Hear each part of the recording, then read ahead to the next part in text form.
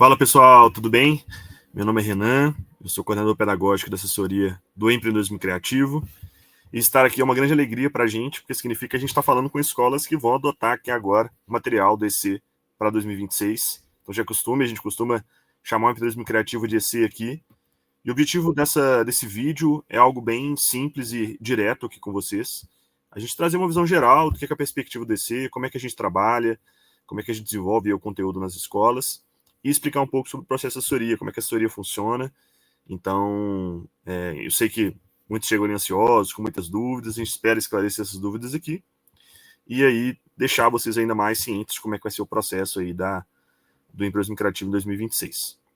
Então, para a gente começar, para a gente falar um pouquinho aí sobre o EC, é importante a gente ter essa noção da origem, né? Assim, qual que é o contexto, para onde que a gente está falando aqui quando a gente fala de empreendedorismo criativo, né? O que significa esse nome, né? Empreendedorismo criativo, qual que é o contexto que a gente está inserido? A gente, a partir de várias pesquisas, né, que mostram quanto que, né, agora também com as questões da IA, né, um terço dos empregos aí corre risco de automação na próxima década, vão precisar aí ser reinventados, né? 50% dos empregados hoje vão precisar de requalificação até 2025. Então, assim, a gente tem aí sempre uma mudança num cenário cada vez mais instável, assim, né? A ideia do mundo bunny, assim, né? Muito mais flexível, que muda muito constantemente. Então, a gente precisa adequar a escola também para esse universo cada vez mais complexo, né? E aí a pergunta que a gente utilizou para poder pensar a nossa disciplina é como é que a gente consegue formar jovens para serem protagonistas em um futuro imprevisível, né? Então, o que a gente a partir desse cenário, o que a gente enxerga ele de resposta, de possibilidade?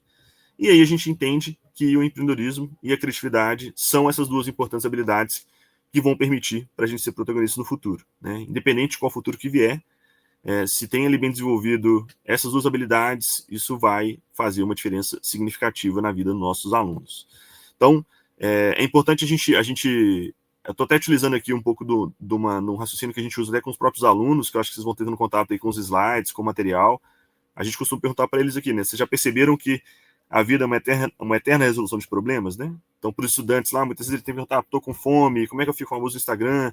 Como é que eu vou voltar para casa com essa chuva? E nós, adultos, a gente tem ainda desafios e problemas que todo momento a gente está precisando resolver. Então, a nossa perspectiva aqui do empreendedorismo é que empreender é criar soluções. Então, toda vez que eu estou criando uma solução, eu estou empreendendo. Então, a gente muda essa perspectiva de somente pensar numa visão ali de negócio, né, de serviço, que a gente também vai abordar, a gente também vai falar disso, mas não vai ficar restrito só a esse universo, né? A nossa ideia aqui é criar soluções. Então, para poder aprender aí a criar soluções, né, tem que pegar, tem que fazer, né, tem que colocar em prática.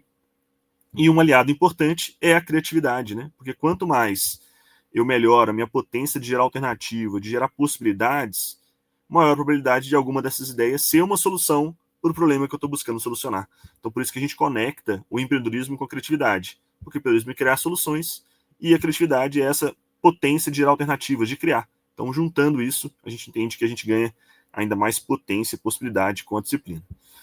A disciplina ela está dividida em 4 tipos de metodologia, assim, de aulas, né? Que a gente chamou aí de repertório, game, conexão e projeto. Nosso primeiro tipo de metodologia é game. Então vão ter aulas que os alunos vão fazer uma dinâmica, eles vão jogar, eles vão brincar, eles vão se divertir. E a partir daquela dinâmica, a partir daquele jogo, a gente vai conseguindo trazer ali conceitos, ideias que são importantes para a disciplina, né? Por exemplo, nessa imagem, é uma vivência ali, se colocar no lugar como se fosse uma velhinha, né? Porque aqui é um conceito muito importante da empatia, se colocar no lugar do usuário, de quem vai colocar em prática ali aquele produto ou serviço. Então a gente precisa conseguir criar um negócio, um serviço, ou criar algum projeto, resolver alguma solução, entendendo bem para quem que é aquela solução. Então a gente vai, com isso, nessas atividades, assim, a gente consegue observar aquele aluno que é mais competitivo, aquele aluno que é mais introspectivo, aquele que é um líder. Então a gente consegue, com isso, trazer muitos elementos importantes para a gente poder aprender como é que os alunos estão se desenvolvendo, né? Então isso é muito importante. Então vai ter aula, um tipo de aula que vai ter ao longo do módulo é a aula de game. A gente vai ter aula voltada para projeto, então a gente vai utilizar muitas metodologias, metodologia ágil, design thinking, para aprender bem aquele processo, né, de pensar no problema, de criar a ideia, de prototipar, de colocar no papel, tirar do papel. Então a gente vai sempre ensinando ali várias ferramentas que são amplamente utilizados no mercado de trabalho, né, nas maiores empresas aí do Brasil e do mundo, para os alunos poderem ter contato com como é que a gente consegue planejar, né, prototipar e colocar uma ideia em prática, né, colocar em ação. Então vai ter aula voltada para projeto, que eles vão fazer, às vezes, projetos que vão durar ali 1, 2, 3 aulas, projetos que vão durar o semestre todo. Então a gente vai ensinar os alunos nesse aspecto também. A gente vai ter aula voltada para conexão, porque a gente entende aqui que é muito importante que os alunos se conectem entre eles, né, que a gente consiga gerar ali uma turma, que eles não fiquem somente ali uma lista de chamada, né, porque como eles vão trabalhar muito em conjunto, muito em equipe, quanto mais eles se conectarem entre eles, maior vai ser a qualidade das aulas, né, das possibilidades dos projetos que eles vão desenvolver e da importância da gente ensinar isso para os nossos alunos, né? Porque, afinal de contas, o trabalho em equipe está disponível aí a todo momento no mercado de trabalho, a gente utiliza isso o tempo todo. Então, a gente também vai criar aula ali para eles se conectarem entre eles. E a gente vai ter aula de repertório, a boa e velha aula eventualmente expositiva, né? Que a gente vai trazer um conceito, né? Alguma ideia, que é importante da gente entender bem esse conceito para poder conseguir fazer os projetos, colocar em prática. Então a gente entende que também tem o seu papel ali, uma aula mais expositiva, mas a gente vai mesclar isso junto com outras metodologias para ficar leve ali para os alunos. Então a gente também vai ter ali, né, conteúdo, conceitos, ideias importantes para passar para os meninos. A nossa trilha, ela está dividida em 3 anos. Então você pode colocar aí no 9º ano a 2ª série do ensino médio, da 1ª série a 3ª série.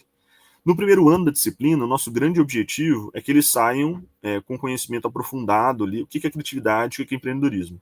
Que eles se reconheçam como pessoas criativas e reconheçam como pessoas empreendedoras. Então, muito pensando ali em desenvolver essa confiança criativa e em desenvolver também a habilidade de trabalho em equipe. Então, a gente quer que, ao final desse primeiro ano, eles consigam saber colocar uma ideia no papel, organizar ela e tirar a ideia do papel.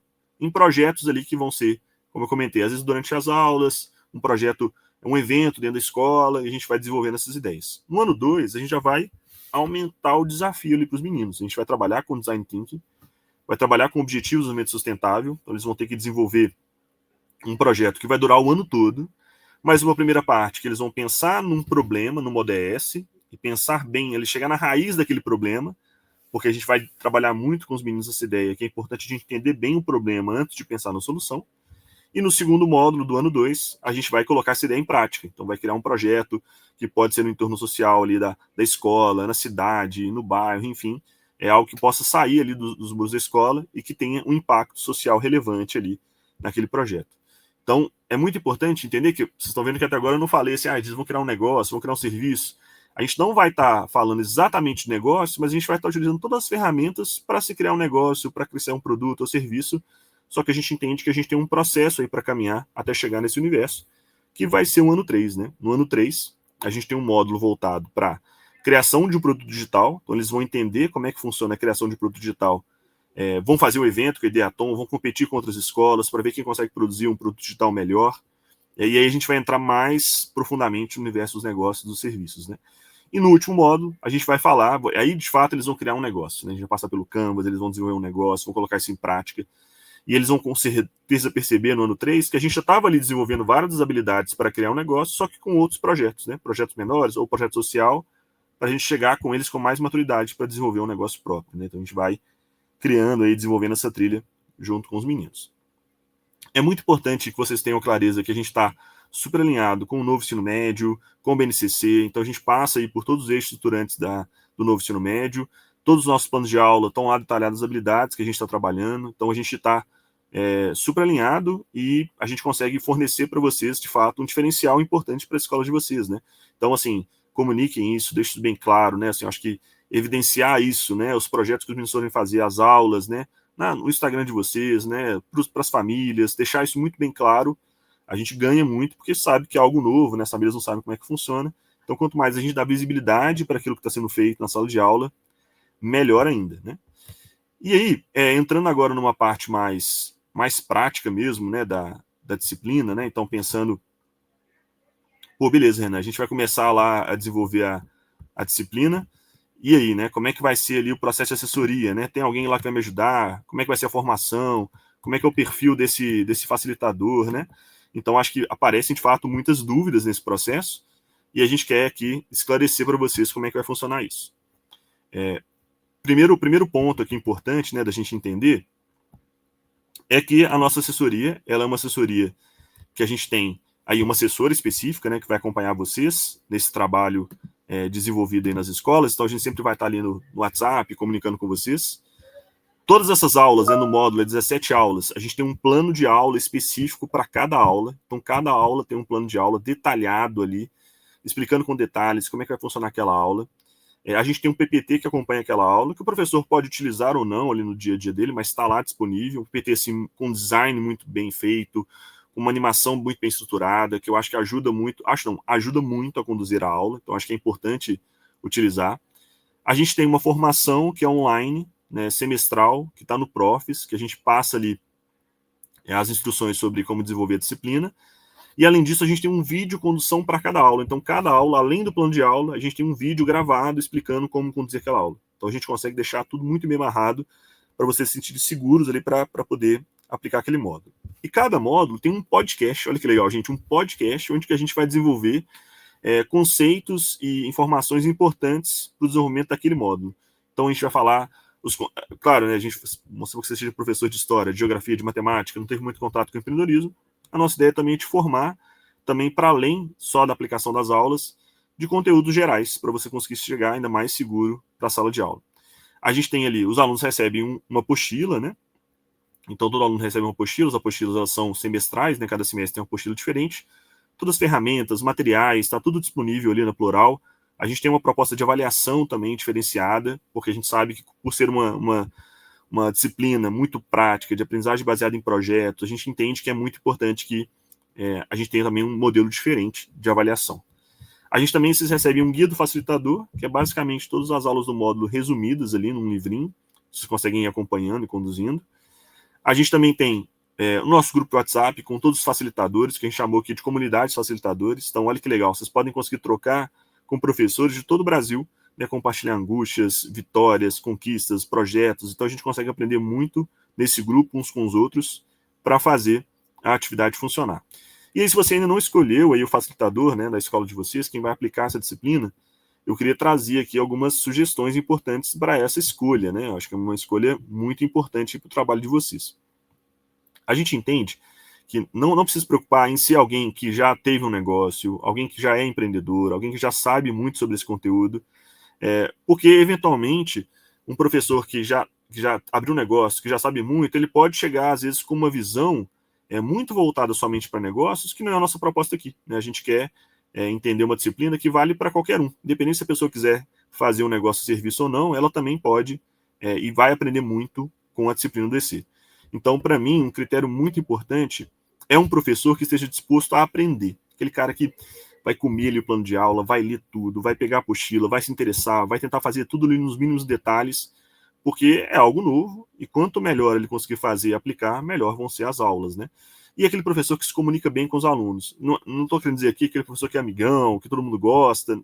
Não, aquele professor que se comunica bem. Você vê que os alunos assim respeitam, tem um bom relacionamento, que vai conseguir gerar uma conexão legal com os alunos. Eu acho que é um critério muito importante. Então, a gente tem professor de matemática, de geografia, de educação física, história, a gente tem de artes, a gente tem professor de diversas áreas diferentes, mas eu acho que um critério também que pode ser legal, se o professor já tiver essa habilidade, é de conduzir dinâmicas, né? De conduzir atividades que são mais práticas, né? Games, jogos, aulas mais interativas ali. Então é muito importante entender que a gente tem, que se o professor já tiver essa habilidade, vai ser muito importante. A gente tem uma assessoria para algumas escolas ali que tem uma quantidade maior de alunos ali, a gente tem uma assessoria presencial, que temos visita presencial, e para uma quantidade menor de alunos ali, nosso acompanhamento é somente online. Então a gente faz todo esse trabalho de acompanhamento online. Então a gente tem ali o acesso ao Profis, como eu comentei, que é da formação de professores. Então, para a disciplina poder funcionar e ela acontecer da melhor forma possível, a gente precisa muito do retorno de vocês. Então, assim, responder as nossas mensagens no WhatsApp, responder pesquisas de NPS, né, assim, entrar nas reuniões, participar da comunidade de facilitadores, todo esse retorno de vocês que vai munir a gente de informação para a gente conseguir assessorar vocês e conduzir para a melhor aplicação da disciplina, né, para a disciplina funcionar da melhor forma.